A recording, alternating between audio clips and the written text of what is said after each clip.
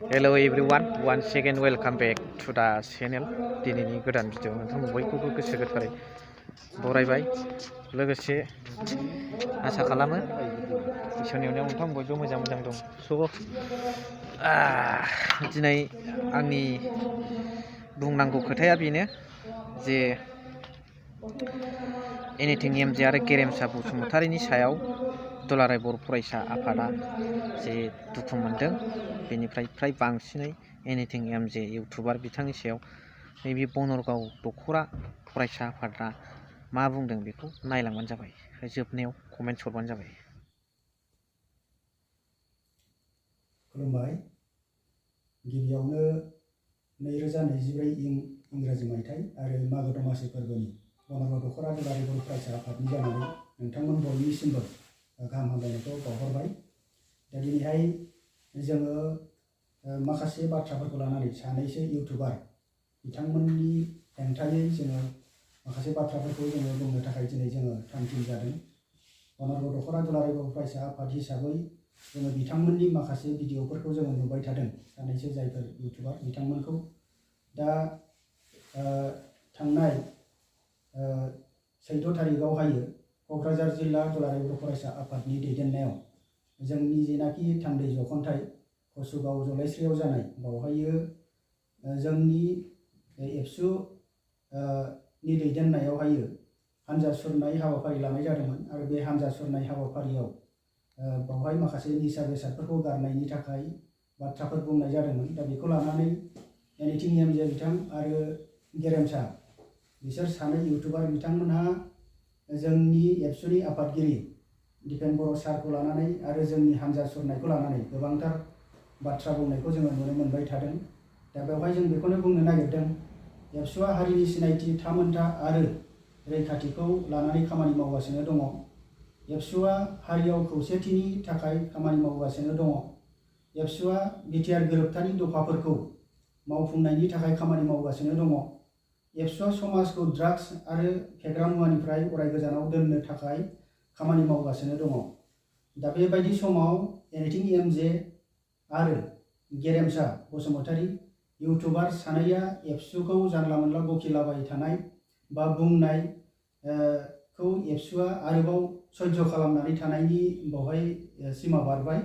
दा बिथांमोन सानैया, दा बिथांमोनखौ जोङो निमाहा होनाय नंला। जोङो दिनैहाय बनरगाव दख'रा दुलाराय बर' फरायसा आफाद हिसाबै गोख्रों रावै जों बिथांमोनखौ सोंखारिगोन। दिनैहाय बिसोर सानैबो बर' हारिखौ गावस्राहोनो नाजाबाय थानाय आरो खामानि मावगासिनो थानायखौ जोंनि नोजोराव गोग्लैदों बिथांमोनहा। दा गावजों गावनि गेजेराव एना एनि सानलायनायखौ लाबोगासिनो दं बिथांमोनहा। बेनिखायनो जोंनि दख'रा एबसुआ दिनै थांखि लाबाय जे बिसोर सानैखौबो निमाहा होनाय जानाय नङा जिखुनु अबस्थायाव। दा नांगौब्ला हारिनि थाखाय जोङो केस जानांगौबा केसबो जागोन आरो जेलाव थांनांगौबा जेलाव थांनोबो जोङो रेडि, थियारिसै। आरो बेनि गेजेराव माबाफोर जुदि जाथाय जायोब्ला बेयाव दख'रा एबसुआ जेबो दाय थानाय नङा। बेनि दायनिगिरिया खुद बे सानै मानसिया जागोन, इउटुबार बिथांमोना। दा बेवहाय बिथांमोन सानैया गावसिनि गामिफ्राव माबायदि खामानि मावबोदों उन्दैनिफ्राय, इउनिटआव थानानै खामानि मावबोदोंना मावबोआखै, न'खरनि जाथि बंस' बाय बाहागि बिमा बिफा सिनायनो रोङै बे सानै इउटुबारा जाथियाव गुलाय गुजाय लाबोबाय थानायखौ जों माब्लाबाबो सह्य खालामनाय नंला। दा बेनिखायनो बिथांमोनहा बन्द' खालामनांगौ बेफोरबायदि जानला मोनला खोथा बुंबाय थानायखौ। पार्टि खालामनोबा पार्टि खालामथों। हारिनि सिनस्रि हारिनि थाखाय खामानि मावबाय थानाय एबसु बायदि आफादखौ सोंखारिनायनि बिथांमोनहा अधिकारखौ बबेहाय मोन्दों? दिनैहाय 24 घन्टा दुलाराय बर' फरायसा आफादनि मावथि दैदेनगिरि बिबानगिरि बिथांमोनहा जाथिनि थाखाय हारिनि थाखाय खामानि मावगासिनो दङ। बिथांमोन बायदि सानैया माब्लाबा जाथि आरो हारिनि न'खरनि गामिनि ओनसोलनि माबा मोनसे बेबायदि खामानिफ्राव बिथांमोनहा बिबान लादोंना, दायित्व लादोंना? गामियाव बिथांमोनखौ माबायदि सिक्रिटि होयो? बिथांमोन सानैया न'खरनि बिमा बिफानि खोथाफोरखौ माबायदि मानियो, माबोरै सोलियो, मारै जायो, मारै थायो? जाय मानसिफ्रा दिनै रावखौबो सिनायनो रोङा, बेफोरबायदि मानसिफोरखौ लानानै जाथियाव जोंहा जेबो जाया। दिनै एबसुआ जुदि सानसे गैयाब्ला जाथिया मा अबस्थायाव जागोन बिथांमोनहा बे बाथ्राखौ सानदोंना सानाखै? दा दिनैनि अबस्थासिम जि अबस्थायाव लानानै फैबाय एबसु बायदि आफादा, दा बेवहाय बेखौ सोंखारिनायनि बा बुंनायनि लाजि फोनांनायनि अपमान खालामनायनि बिथांमोनहा बबेहाय बेबायदि मोन्थायखौ मोनदों। दिनैथ' आं बुंगोन जे बिथांमोन बायदि सानैया जाथियाव गैयाब्लाबो थायाब्लाबो जोंहा हारियाव जेबो खहा जाया। दा बेनिखायनो बिथांमोनहा जुदि हारिखौ मोजां मोननाय जुदि बिथांमोननाव गोसो गैयाब्ला बिथांमोनहा बर'खौ एंगारनानै गुबुन हारि जाहैयो ना मायो हाबाय जेबो बुंनांगौ गैयासै होनना आं बुङो। दा बिथांमोन सानैखौ जोङो खावलायगोन जे इयुनाव आरोबाव बेबायदि खुनु जेबो एबसुनि हेंथायै एबसुनि एगेन्स्ट बेबायदि बाथ्रा जाहाथे बुङा, माहारियारि आफादनि हेंथायै बेखिनिखौ जोङो खावलायहरगोन।